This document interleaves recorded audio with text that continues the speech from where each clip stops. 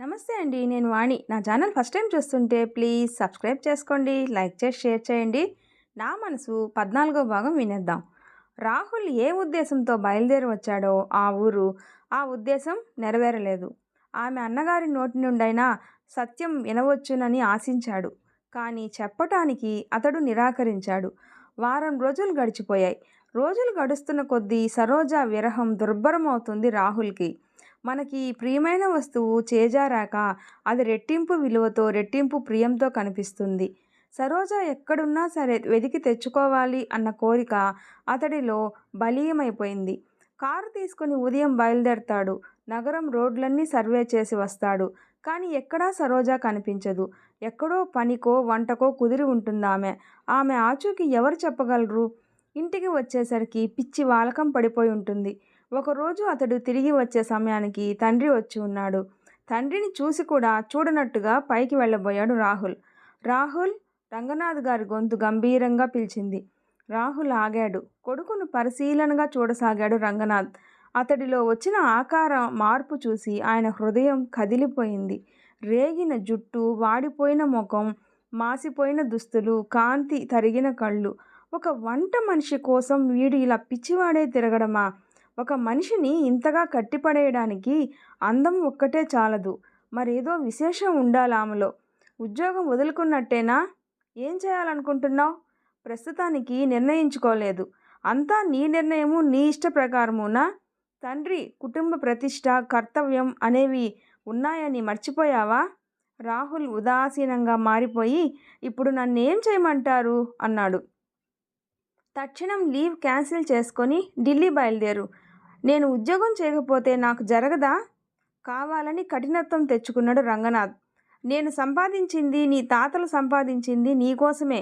అయినా నువ్వు ఇలా ఒక ఆడదాని కోసం మంచి మర్యాద వదులుకొని పిచ్చివాడివై తిరుగుతూ ఉంటే మాత్రం అది నీకుండదు.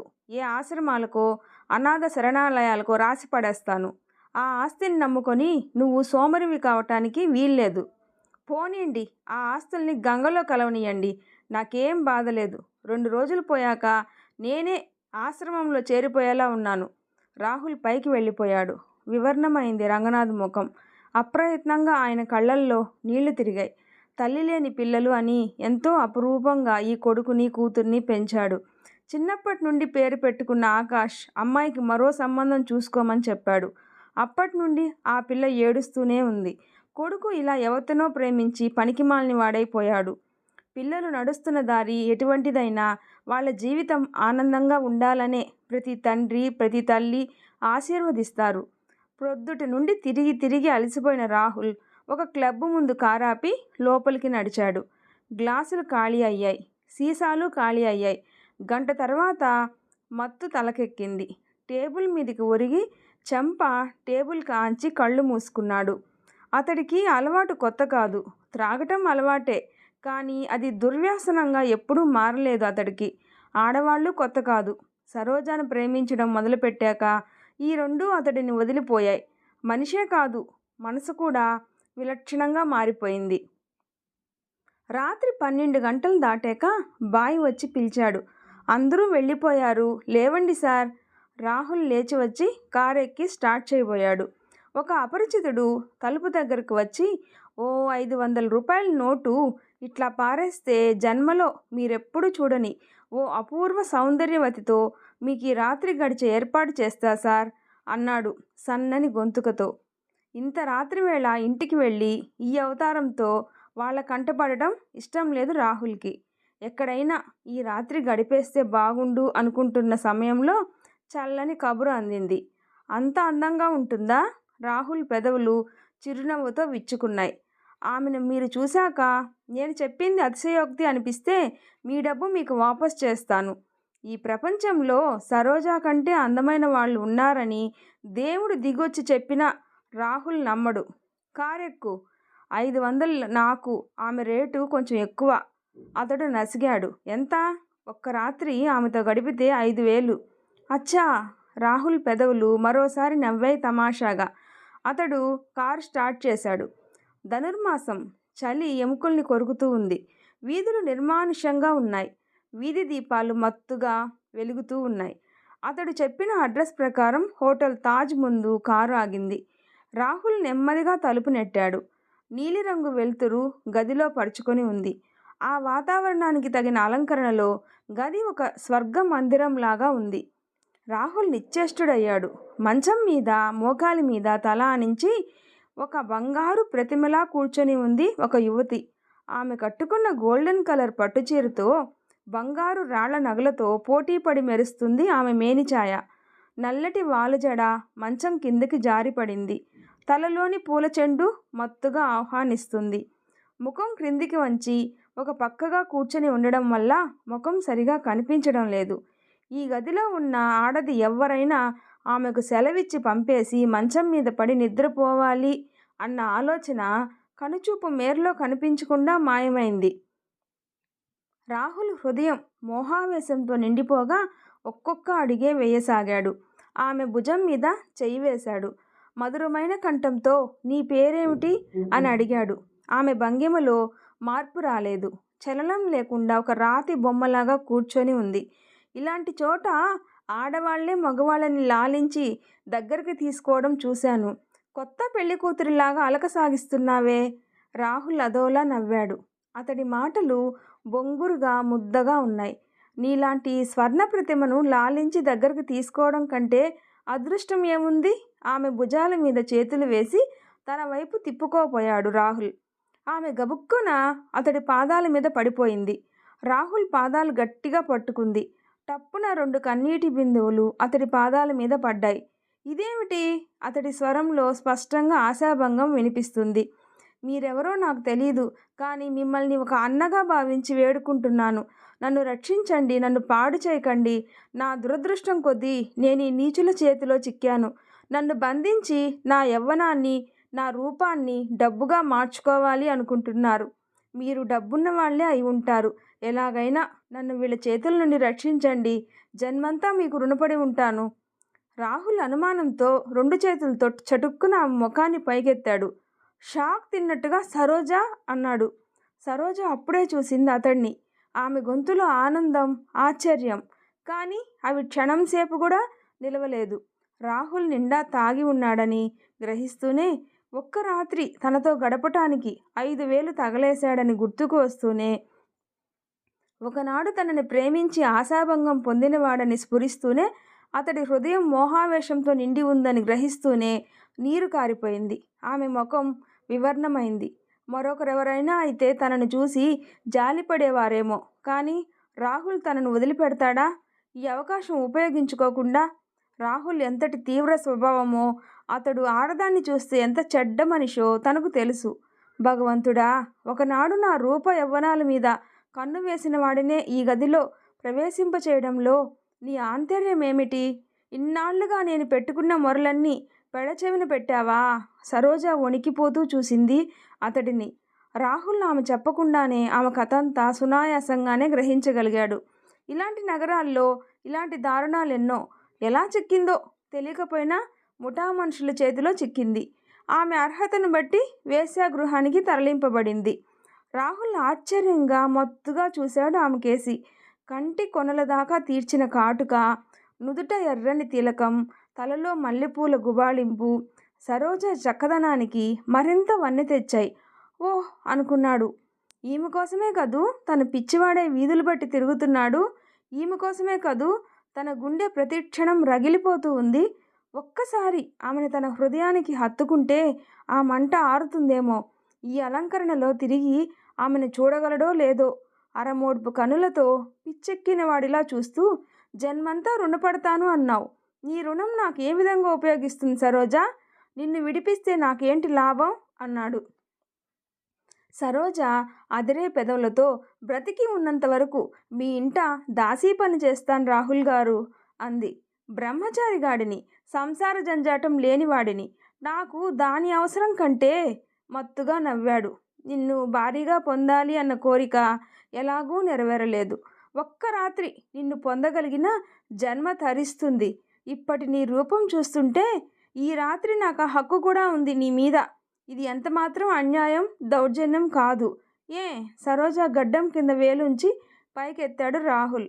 పులి చేత చిక్కి వైష్ణవ మతం స్వీకరించమని కోరినట్టు అని ఒకనాడు గేలి చేసిన రాహుల్ కదూ ఇతడు. ఇంకేమని వేడుకుంటుంది ఇతన్ని? సరోజాకు మతిపోయింది. చేష్టలు దక్కి నిస్సహాయంగా కళ్ళు వాల్చుకుంది. నిన్ను ఎంత గాఢంగా ప్రేమించానో నువ్వు వెళ్ళిపోయాక తెలిసింది. రోడ్లంబడి పిచ్చివాడిలాగా తిరిగాను నీకోసం. ఆ నిరాశను, విరహాన్ని తప్పించుకోవడానికే తాగాను ఈరోజు. ఈ అవతారంలో ఇంటికి వెళ్తే అత్తయ్య గొడవ చేసి కోపంతో నాన్నకు వైరు అందజేస్తుంది. ఆయన క్షోభపడతారు. ఇప్పటికే నేను దారి తప్పిపోయానని ఆయన గోల పెడుతున్నాడు. అందుకే ఇంటికి వెళ్ళడానికే ఇష్టం లేకపోయింది. ఎక్కడైనా కాస్త పడుకోవడానికి చోటు దొరికితే చాలు అనుకుంటున్న సమయంలో బ్రోకర్ తనను పట్టుకోవడం, తన ఆలోచనలు అన్నీ చెప్పాడు. నువ్వు ఈ రూపంలో దొరుకుతావని అనుకోలేదు సరోజ. నా అదృష్టం ఇక్కడ పండుతుంది అనుకోలేదు. రేపు ఏమైనా కానీ ఈ క్షణం నిన్ను నా గుండెలకు హత్తుకొని, ఈ రాత్రి నా దానివి అనిపించుకొని, తెల్లవారిని నిన్ను రక్షించడం సంగతి అప్పుడు ఆలోచిస్తాను. రాహుల్ ఒళ్ళు తెలియని ఆవేశంతో ఆమెను గుండెలకు అదుముకోపోయాడు.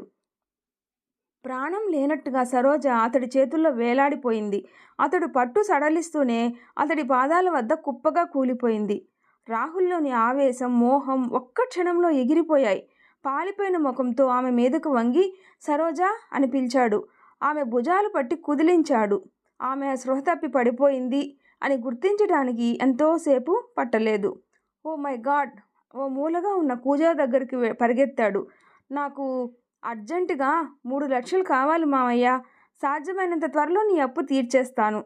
రాత్రంతా ఎక్కడున్నాడో ప్రొద్దున్నే వచ్చి 3 లక్షలు అర్జెంటుగా కావాలి అని అడుగుతున్న రాహుల్ని ఆశ్చర్యంగా చూశారు రావుగారు. ఎందుకు రాహుల్? అవసరం పడింది మామయ్య. వివరాలు చెప్పలేను, కానీ వ్యవహారం నాన్నకు తెలియకుండా జరగాలి. సాధ్యమైనంత త్వరగా నీ అప్పు తీర్చేస్తాను. నువ్వు వివరాలు చెప్పకపోయినా నేను ఇస్తాను, కానీ రహస్యంగా ఉంచడం మాత్రం నా వల్ల కాదు. ఈ సంగతి మీ నాన్నకు తెలపాల్సిందే. ఇది డబ్బుతో వ్యవహారం అని కాదు, నీ ప్రవర్తనకు సంబంధించింది. హఠాత్తుగా నీకింత డబ్బు ఎందుకు అవసరపడిందో నాకు తెలుసుకునే అవసరం లేకపోయినా మీ నాన్నకు ఉంది. రావుగారు గంభీరంగా అన్నారు. మీ ఇష్టం. రాహుల్ అయిష్టంగానే అంగీకరించాడు. రావుగారు ఇచ్చిన డబ్బు బ్యాగులో పెట్టుకొని తిరిగి కారెక్కి వెళ్ళిపోయాడు రాహుల్. Hotel Taj proprietor Raginidevi. సరోజ ఆమె స్వాధీనంలో ఉంది. 3 లక్షలు చెల్లిస్తే కానీ ఆమెను వదలడానికి వీల్లేదు అని రాగిణి అంది. 3 లక్షలా? రాహుల్ వింతగా చూశాడు. ఏమిటనుకున్నావు?